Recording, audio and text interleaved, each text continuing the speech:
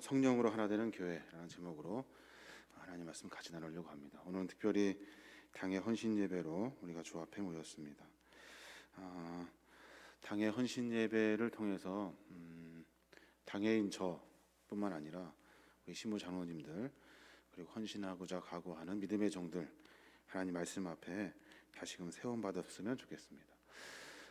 전 세계적으로 보아도 우리나라는 코로나의 위기를 너무나 잘 극복하고 있는 나라가 아닌가 그런 생각을 해보게 됩니다. 저도 어제 코로나 백신을 맞았어요. 핸드폰으로 이렇게 자녀 백신을 신청할 수 있다고 해서 몇 번 이렇게 시도하다가 됐어요. 그게 그래가지고 저 봉성동까지 가가지고 제가 주사를 맞았습니다. 몸이 너무 피곤한 상태여서인지 요 며칠 계속 힘들어서 그런지 머리가 너무 많이 아프고 눈이 막 쏟아질 것 같아요. 여러분 조금 이렇게 어눌해도 이해를 해주시면 좋을 것 같아요. 이 말씀을 드리는 이유는 뭐냐면 참 우리나라는 좋은 나라다라는 생각이 들어요.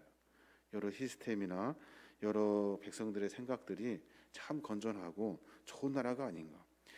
우리 정은경 청장의 그 리더십에서 그 공이 높다는 것은 참 당연한 일입니다.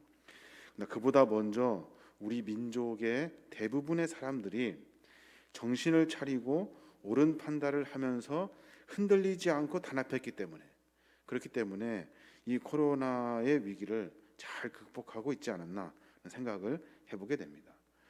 그런 의미에서 우리 국민들은 참 대단한 것 같아요. 대단한 것 같아요. 우리나라가 그 부도를 맞게 되죠. IMF의 부도를 맞게 되는데 그때 그 시대에 정부와 은행 그리고 대기업이 사고를 사실 친 거예요. 그런데 그때도 국민들 모두가 다 힘을 모아가지고 자기 살을 막 깎아내듯이 목숨을 거듯이 살벌하게 그 여러 가지 일들을 이겨냈던 그런 사건이 바로 IMF의 사건이에요. 국가의 위기는 모두의 책임이며 힘을 모아 극복해야 한다. 이 위기가 모두의 책임이라고 인식하게 만들고 가혹하게 모든 국민들, 그러니까 349만 명 모든 국민들이 금을 다 이렇게 집에서 이렇게 내놓게 했다는 거예요. 외화가 이게 유출되니까 해외 여행도 하지 말자, 수입품도 사지 말자 하면서 그 위기를 이깁니다.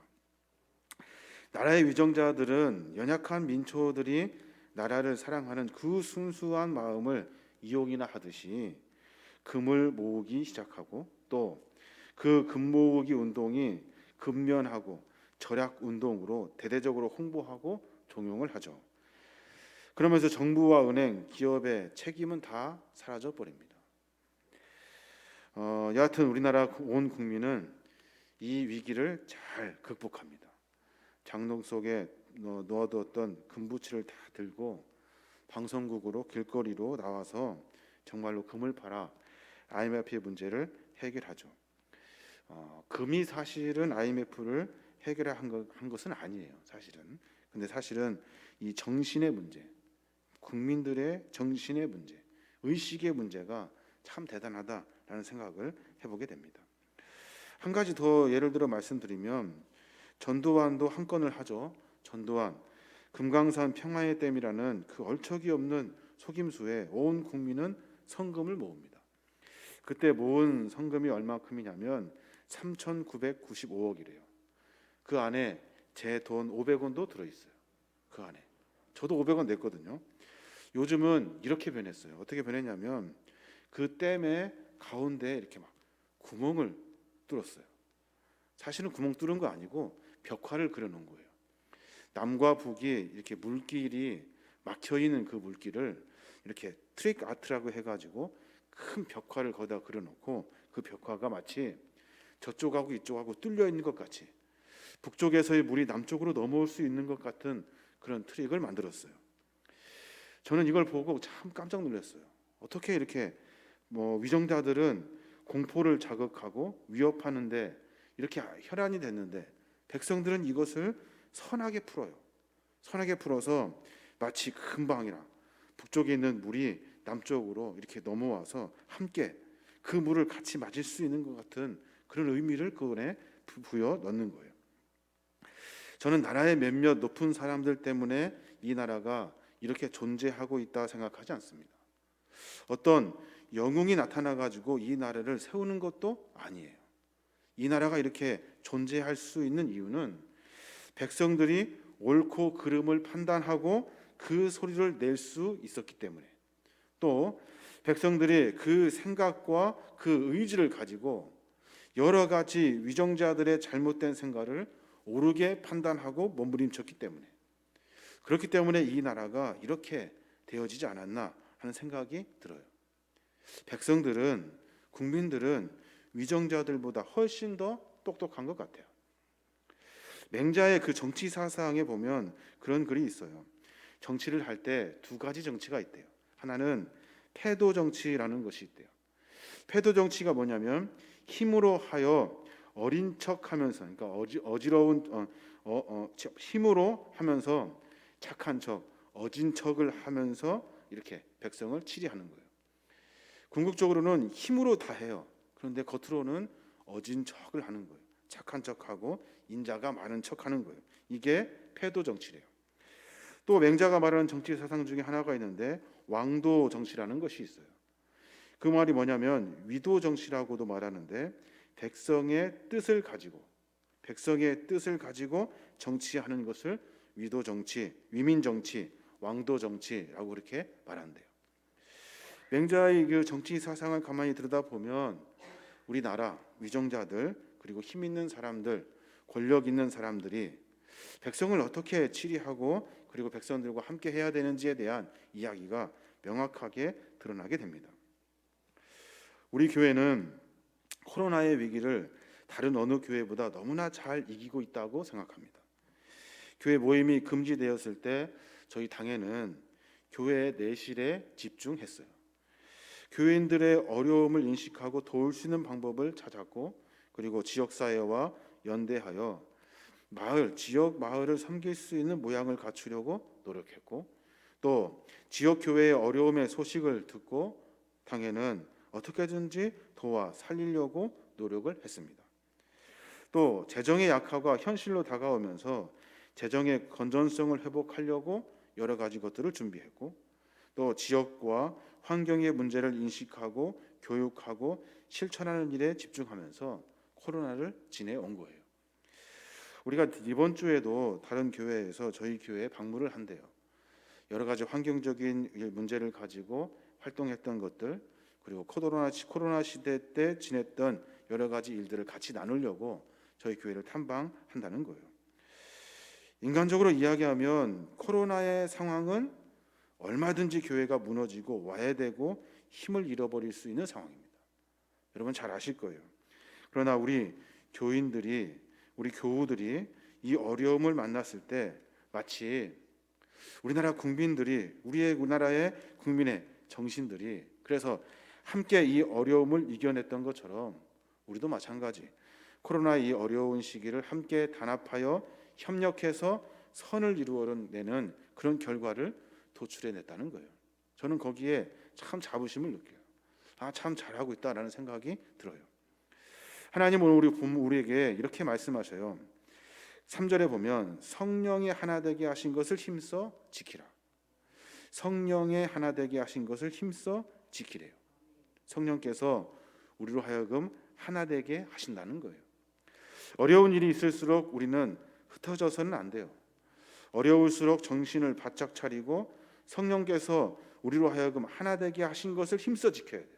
왜냐하면 하나님은 우리를 성도로 부르셨고 성령으로 연합하게 하셨고 그 연합으로 말미암아 믿음의 공동체를 세워갔기 때문에 그래요. 이 믿음의 공동체는 누가 위고 누가 아래이고 이런 위아래 상하의 관계가 존속하지 않아요. 교회는 성령께서 하나 되게 하신 거예요. 성령께서 우리를 인도해 주시는 거예요. 성령은 우리에게 말씀하시고 깨닫게 하시고 가르쳐 주시는 거예요. 그 성령이 있을 때 우리는 성령 안에서 서로 연합하여 협력하여 어려움을 극복할 수 있게 되는 거예요. 그래서 1절에 그렇게 말해요. 여러분은 하나님의 부르심을 받은 성도답게 언제나 겸손하고 부드러우며 인내와 사랑으로 서로 너그럽게 대하고 성령으로 연합하여 사이좋게 지내도록 노력하십시오. 제가 현대어 성경으로 읽어드렸어요. 하나님의 부르심을 받는 성도답게 우리가 하나님 불렀거든요. 우리를 불러주셨다고요. 서로 겸손하고 부드러우며 인내와 사랑으로 서로 너그럽게 대하고 성령으로 연합하여 사이좋게 지내도록 노력해야 한다는 거예요. 뭘 하려고요? 어려움을 극복하려고, 고난을 이기려고, 뭔가 옳고 바르고 정직한 삶의 모습을 살아내려고 우리가 그리스도 안에서 성령 안에서 하나가 되어야 하는 거예요. 저는 코로나가 끝나가고 있다는 그 현실의 기쁨 속에 참 기분이 좋아요. 코로나가 이제 끝나가고 있구나. 왜냐하면 백신도 맞았고 백신도 여러 사람들이 이제 맞으면서 이제 끝나갈 거예요. 근데 문제는 뭐냐면 그 코로나가 끝나고 있는 상황에서 부르심을 받은 성도들이 그 끝나 새로운 시대가 맞아지는 그 순간에 겸손하고 부드러우며 인내하고 사랑하고 서로 너그럽게 대하고 성령으로 연합하며 지낼 수 있는 방법이 무엇일까? 우리 교회 안에 그 방법이 무엇일까라는 것을 고민하게 됩니다. 오늘 당회 헌신 예배를 드리면서 저는 당회원들에게 부탁하고 싶은 말이 있습니다.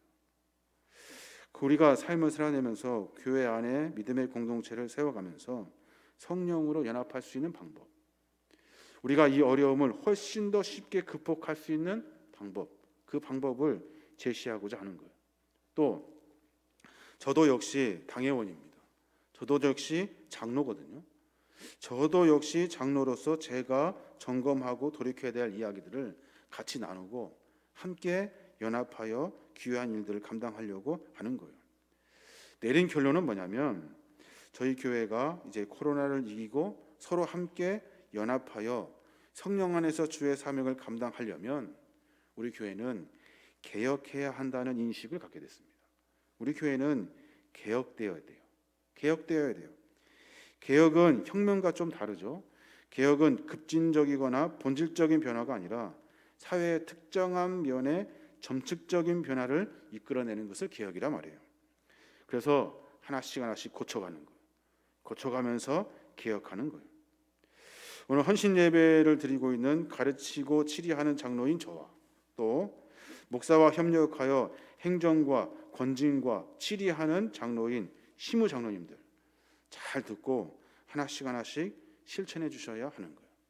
또 교인들도 잘 듣고 서로 협력하여 어려운 시기에 어떻게 하면 쉽게 성령 안에서 하나 되어 이 일을 극복할 수 있는지 생각해 봐야 한 거예요. 첫 번째 개혁의 주제는 뭐냐면 교회는 민주화되어야 한다는 말입니다. 민주화되어야 돼요. 복잡한 이야기 아닙니다. 교회가 너무 민주적인 절차를 축소하고 목회자나 당회 중심으로 움직이는 것을 개혁해내야 돼요. 그렇지 않으면 부르심을 받은 성도들이 그 공동체 안에 겸손하고 부드러우며 어려움 속에서 인내와 사랑으로 서로 이 일을 감당할 수 없다는 거예요.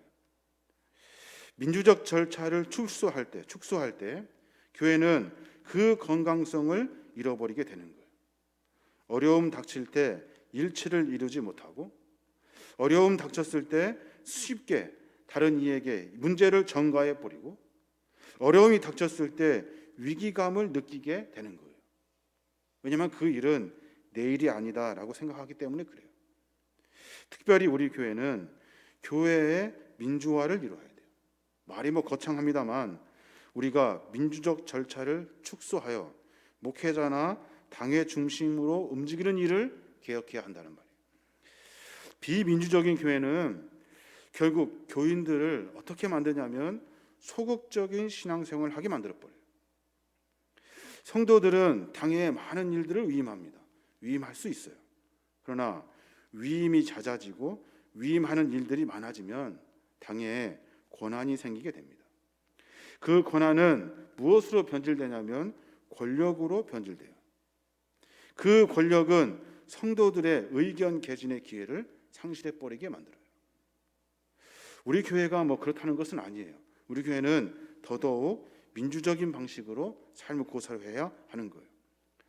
저는 광주 계림교회 목회하면서 가장 많이 기도한 부분이 바로 그 부분이에요. 교회를 민주적인 사고방식을 가지고 움직이는 민주적인 구조로 만들어내는 거예요. 그러니까 저 성도들 한 사람 한 사람의 의견을 다 개진하여서 함께 서로 방향을 정하고 정책을 정하고 어떤 구체적인 안들이 나올 수 있도록 서로 협력하는 거예요. 제가 전에 권사의 그 원래 할 때도 말씀드렸습니다. 당회를 하면 시간이 너무 오래 걸려요. 제가 이번에 아주 그냥 작정을 하고 말씀드리는 거예요. 당회를 하면 시간이 너무 오래 걸려요. 왜 걸릴까요? 당회의 여러 일들을 한 번에 다 처리하려고 하기 때문에 그래요. 저는 그것이 문제라는 거예요. 그래서 위원회로 바꿨습니다. 위원회로. 그 위원회로. 왜 위원회로 바꿨습니까? 여러 위원회는 그 안에 선교, 구제, 교육 그리고 교회의 미래를 위한 계획을 상의하고 결정하여 당회에 가지고 와야 돼요. 그런데 그 일들을 당회에서 전부 다 처리하려고 한다고요. 그러면 당회는 머리가 복잡해서 시간이 모자라요. 또 교회의 그 건전성, 모든 성도들이 함께 교회를 만들어가는 그런 민주적인 건전성이 상실되게 돼요. 선교 지향점에 특이 사항이 없으면 당회는 허락하여 진행하도록 하면 되는 거예요. 요는 뭐예요? 각 위원회에서 서로 함께 협력해서 결정된 사항을 당회로 가지고 오면 되는 거예요. 사랑하는 여러분, 성도님들도 마찬가지예요. 모이기 어렵죠. 귀찮죠. 그리고 알지도 못하니까 잘 이렇게 모이기 힘들어요. 봉사하기도 어렵고 네가 더 잘하니까 네가 해라 하는 식으로 위험을 막 하죠. 그렇게 하다 보면 교회는 민주적 절차를 무시하게 되고 위임이 습관화되고 그러면서 그 위임은 엉뚱한 곳에 권력으로 남게 되는 거예요. 이 구조를 개혁하지 않으면 성도는 온전한 교회를 세워낼 수가 없는 거예요. 부탁드립니다. 당회원, 우리 헌신 예배를 드리고 있는 당회원, 저뿐만이 아니라 시무 장로님들 그리고 여기 모인 모든 성도님들 위원회로 모이셔야 돼요. 당회는 위원회로 모이도록 앞장서 주어야 하는 거예요. 위원회 회의를 주선하고 그 안에서 결정할 수 있는 회의체를 만들어 주어야 하는 거예요. 이게 시무 장로님들이 해야 될 일이에요. 당회에서 해야 될 일들은 회의체에서 만들어진 회의를 가지고 방향을 정하고 그 일을 승낙하는 일만 하면 되는 거예요. 여러 가지 일들을 많이 있었습니다. 그런데 한 번도 위원회에서 교인들과 상의하고 협의하여서 당회에 가지고 온 적은 없어요. 저는 그것이 교회의 큰 문제다라고 생각해요. 여러 번 우리가 지난번에 위원회 선정하고 위원회 신청했습니다. 시무 장로님들 잘 들으십시오.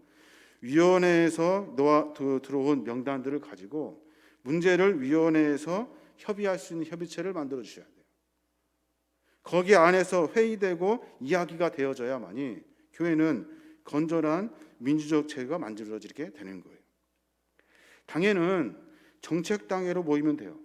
정책을 정하고 그 정책을 위원회에 위임하면 돼요. 연구하고 결의하는 민족 절차를 가지고 위원회가 스스로 자생하도록 하면 되는 거예요. 저는 우리 교회가 그런 교회가 되어야 된다라고 생각합니다.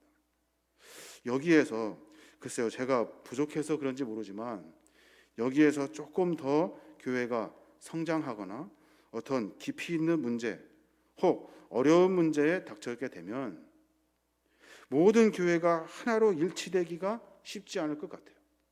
왜냐하면 잘 몰라요. 위에 사람들 이야기하고 그리고 밑에 성도들의 이야기를 잘 몰라요. 왜냐하면 그 안에 회의되는 여러 주체 안에 이야기를 들을 수가 없기 때문에 어떻게 합시다라고 이야기했을 때 잘 몰라. 다 몰라요. 다 물어봐야 돼. 이런 구조를 가지고서는 교회는 건전하지 않다라고 저는 생각합니다. 오늘 당의 헌신 예배로 모인 우리 시무 장로님들, 우리가 무엇을 헌신하려고 하십니까? 무엇을? 저는 설교자로 이 자리에 서면서 헌신의 주체를 가지고 오늘은 특별히 우리 교회가 민주적 회의체를 만들 수 있도록 우리 장로님들이 헌신해 주셔야 하는 거예요.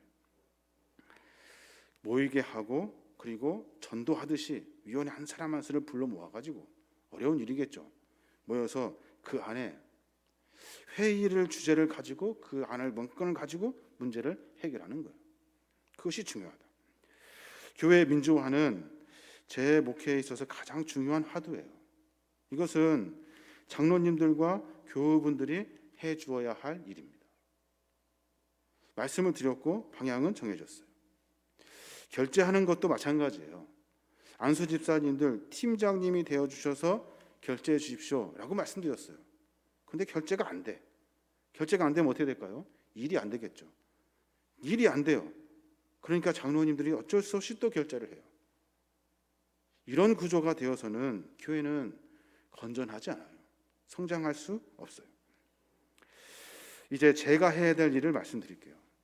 저는 당일 헌신 예배를 그 설교를 준비하면서 나도 똑같은 장로고 나도 똑같은 그 헌신을 각오하는 마음인데 나는 과연 무엇을 헌신해야 될까라는 생각을 해봤어요.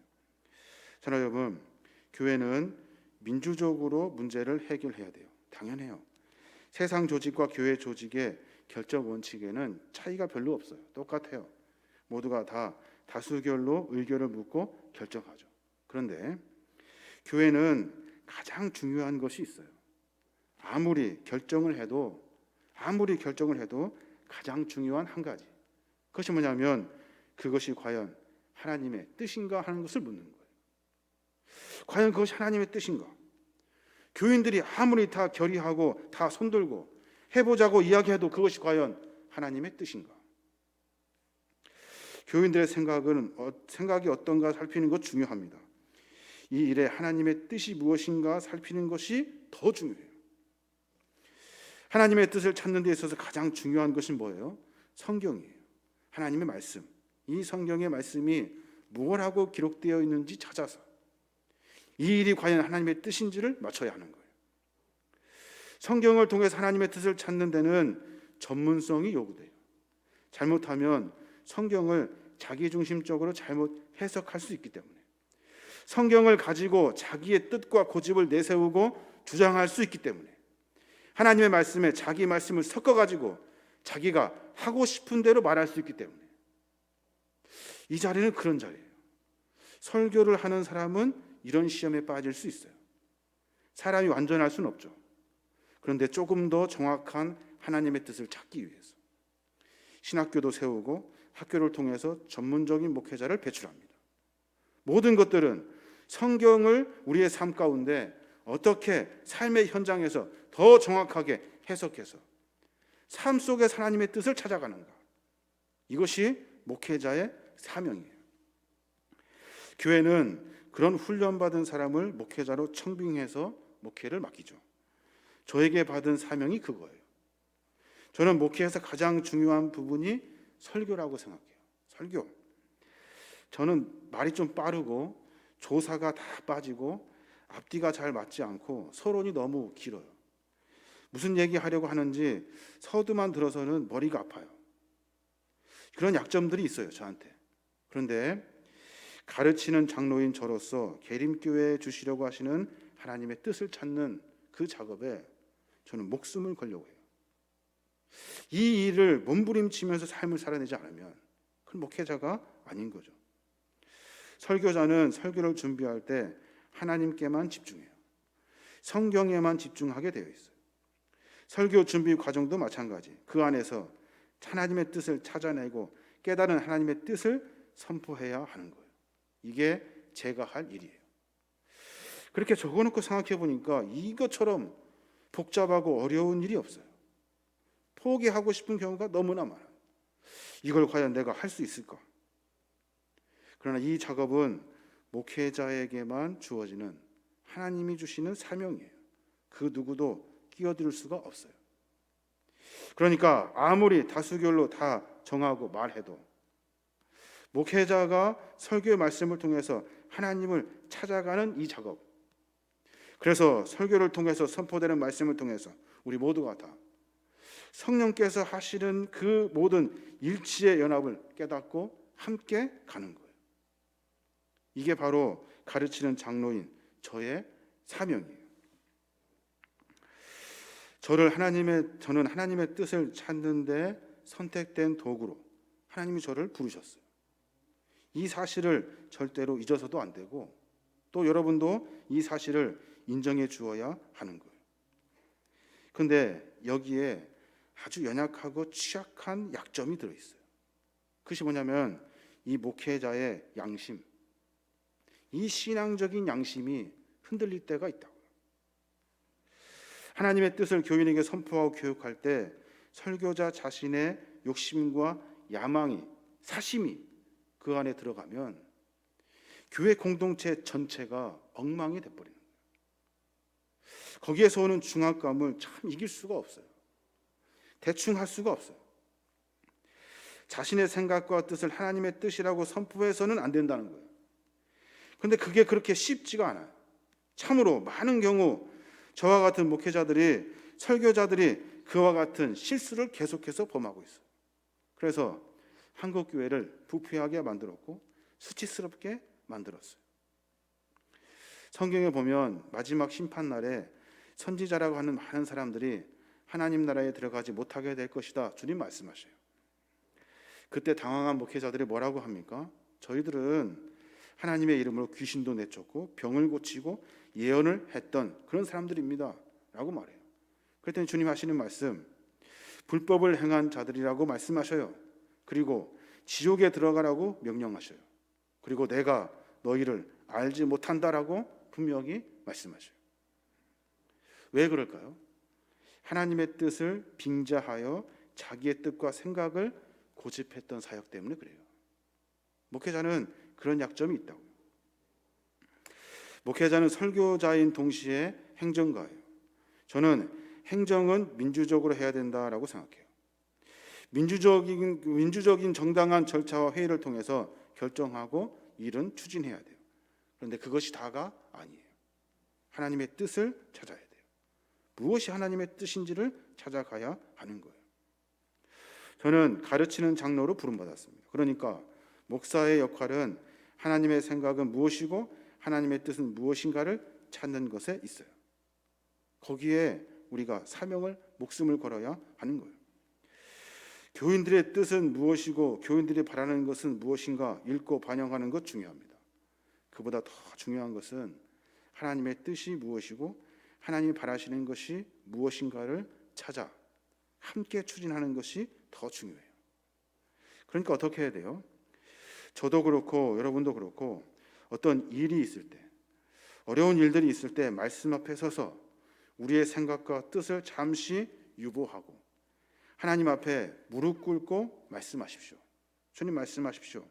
제가 듣겠습니다 라는 마음과 생각이 있어야 돼요. 저뿐만이 아니라 시무 장로님 모두가 다 마찬가지예요. 그 일이 아무리 민주적이라 하여도 하나님의 뜻이 아니면 꺾어낼 수 있어야 돼요. 꺾어낼 수 있는 지혜를 발휘할 수 있도록 성령께서 우리 안에 계셔서 그 일이 꺾어냄으로 말미암아 섭섭하고 아쉬운 것이 있지만 모두가 성령 안에서 하나가 되어 동의하여 협력해서 나가는 거예요. 이게 성령께서 하나 되게 하신 이유예요.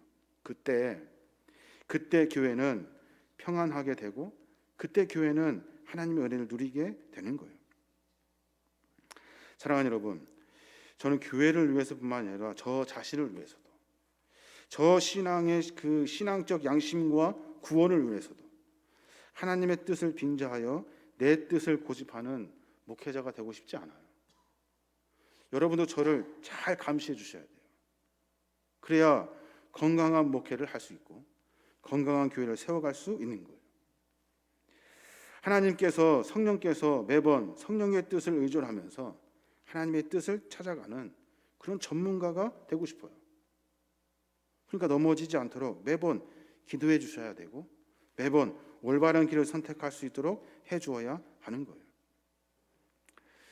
여러 가지 말씀을 드렸습니다마는 시무 장로님들 잘 들으십시오.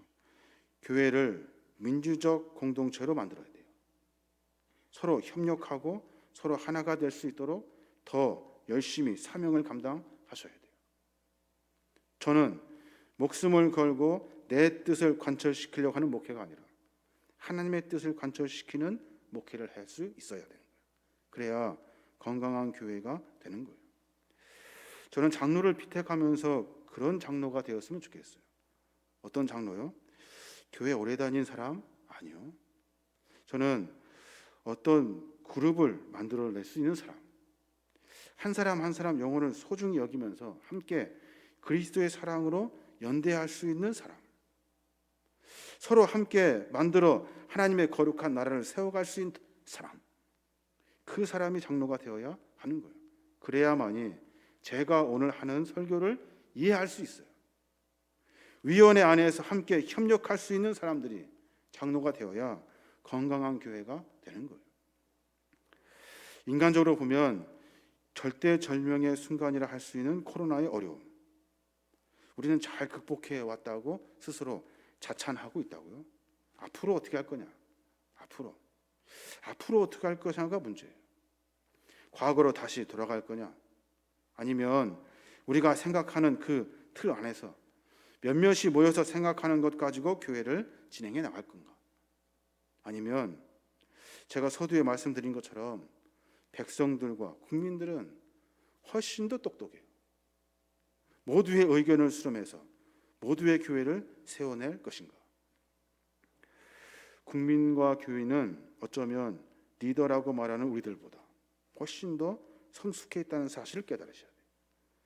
장로님들을 민주적 협의체를 만들어 주셔야 돼요. 위원회별로 다시 모여서 상의하고 연구하고 실행하셔야 돼요. 내가 지금 어떤 위원장이면 내 산하에 있는 위원들이 누구인지를 찾아서 그들과 함께 문제를 극복하고 그 문제 안에 답을 가지고 오셔야 돼요. 그래야 건강한 교회를 세워낼 수 있는 거예요. 지난번 재직회 하면서 그런 생각이 들었어요. 여러분들이 이렇게 질문을 하시는데 앞에서 정신없이 달려가다 보니까 뒤를 돌아보니까 교인들이 다 몰라요. 잘하고 있다고 생각하고 막 달려갔는데 질문하시는 거 보니까 너무 몰라, 너무 소통이 안 되고 있다라는 생각이 들었어요.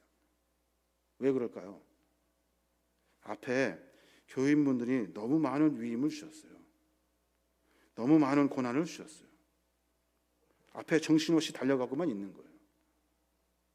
죄송합니다만은 우리 모두가 다 함께 계림교회를 세워갈 수 있는 민주적 협의체를 만들고 민주적 공동체를 만들어야 하는 거예요. 그래야 건강한 교회가 되는 겁니다. 에베소 4장 1절부터 3절까지 보면 이런 말씀이 있잖아요. 여러분은 하나님이 부르신 성도답게 언제나 겸손하고 부드러우며 인내와 사랑으로 서로 너그럽게 대하고 성령으로 연합하여 사이좋게 지내도록 노력하십시오 라고 말해요. 이게 공동체의 특징이에요. 하나님이 우리를 각자 다 불렀대요. 서로 겸손하고 부드럽게, 어려운 일이 있을 때마다 인내하고 참고, 그리고 서로 사랑하면서 서로 너그럽게 대하면서 하나님의 뜻을 찾아가는 거예요. 성령께서 우리에게 뭐라고 말씀하시는지를 찾아 하나님의 뜻으로 연합하여 그 일에 서로 기쁨을 나누는 사이좋은 사이가 되어야 한다고 성경은 우리에게 가르쳐주고 있는 거예요. 어려운 일이지만 장로님들 각오하고 결단하여 교회 안에 하나님의 거룩한 민주적 협의체를 만드셔야 돼요. 여러 번 말씀드립니다. 그리고 저는 하나님의 뜻이 무엇인지를 고민해야 돼요.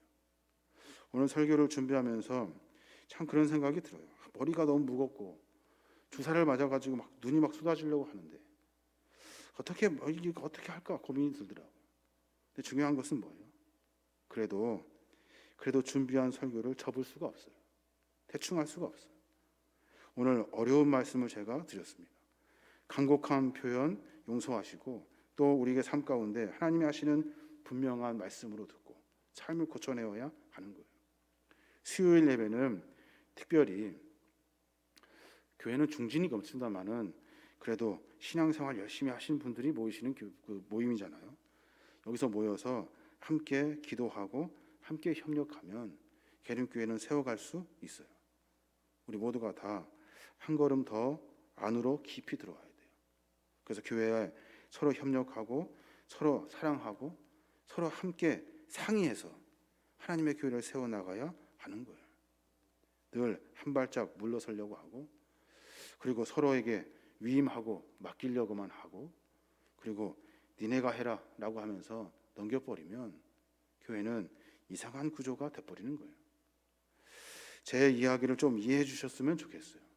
그래서 우리 교회가 서로 함께 협력할 수 있는 교회, 새로운 시기가 시작됐을 거예요. 이제 코로나 끝나면 새로운 시작이 돼요. 교회가 과거로 돌아갈 수 없잖아요. 옛날에 과거의 습성들을 그대로 가지고 또 가면 또 그 문제를 끌고 가는 거예요. 교회는 개혁해야 합니다. 바뀌어져야 돼요. 무언가 바뀌어져야 해야 돼요. 그래야 새로움으로 전진할 수 있는 거예요. 여러 가지 말씀드렸습니다마는 여러분 잘 말씀을 고민하셔서 내가 할 수 있는 일들을 점검하시고, 또 내가 교회 안에 하나님의 뜻에 거룩한 그 거룩함에 순종할 수 있는 믿음의 종들이 되시길 바랍니다. 저와 여러분이 그렇게 삶을 살아내어서 언제 우리가 하나님의 부름을 받을지 모르잖아요. 그 순간까지 하나님의 거룩한 사명을 맡은 자로 각자의 사명을 감당하는 거예요. 그게 믿음의 종들의 모습이에요.